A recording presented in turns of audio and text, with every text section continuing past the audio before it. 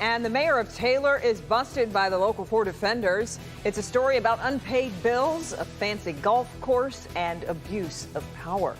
Rick Sollars' recent tenure as mayor has been filled with turmoil and allegations of public corruption.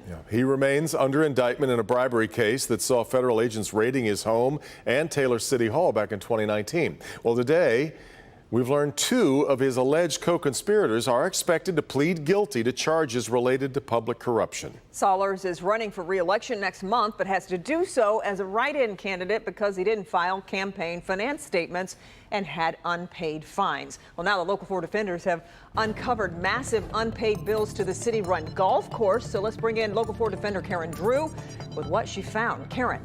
Well, Kim, the question is Mayor Rick Sollars using the city-run golf course as his own playground and a way to raise money for his campaign without paying his bills there? That's the question I asked when I showed up recently at one of Sollars' campaign events.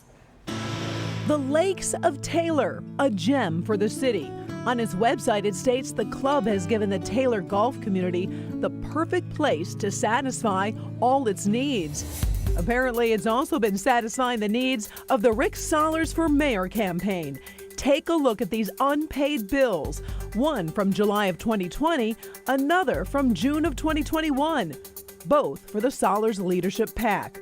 According to a recent statement, Sollars' campaign owed more than $13,000 to the city-run golf course. Insiders within City Hall telling me they were aware the mayor wasn't paying the bills, but didn't feel they could speak up on his abuse of the city-run golf course. This was the scene last Friday when I showed up at one of Rick Sollars' campaign events. I understand that there was some events that you held at the golf course and there's some outstanding bills there. And I'm not 100% sure. I'd have to check with my campaign finance treasurer. Okay. Why would it not be paid if it wasn't? Because we've got records here from the Lakes of Taylor that say you have an event in June and July and you owe more than $10,000. That I'm not sure of. I would just have to check. As long as we have the invoice, I would have assumed that's been paid. 3 days after we confronted the mayor, the local 4 defenders checked with the Taylor City Hall, and the mayor's golf tab was paid.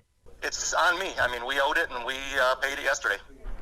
I mean, that's obviously the big question. You're running a city. You've got a bill for over 10 grand that you didn't pay, and you didn't pay it until I brought it to your attention. Might make people wonder how you're running the city. Well, mistakes happen. I mean, I'm not making excuses for it, Karen. When you brought it to my attention, I had not seen that bill. That's what he said. Mistakes happen. Well, the mayor went on to say he is up to date with all the other bills. Of course, we're checking into that as well. I did call the golf course also to find out why these bills were allowed to go unpaid for so long. I'm waiting for a call back from them. I'll let you know what I find out.